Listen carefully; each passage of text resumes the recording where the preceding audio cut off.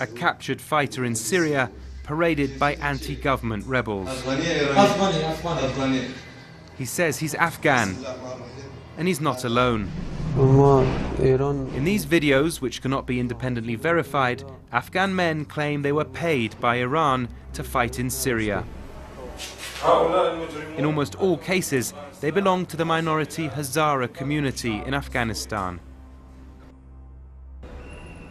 We went to meet two Hazara women in Kabul with loved ones lost in the conflict.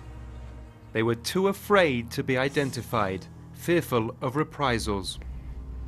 And this mother has had no word from her 22-year-old son for 8 months. What can we do? We don't even have $2 to put together to find him. I know his friends were killed, but I don't know what happened to him. She has heard Iranian authorities had refused to compensate other families of the fallen. Despite that, desperate young Afghans continue to follow this path.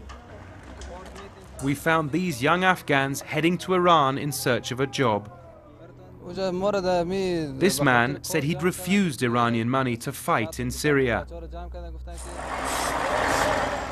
But the desperate state of the Afghan economy is now driving young men to pick up arms in a foreign war. Mark Lobel, BBC News, Kabul.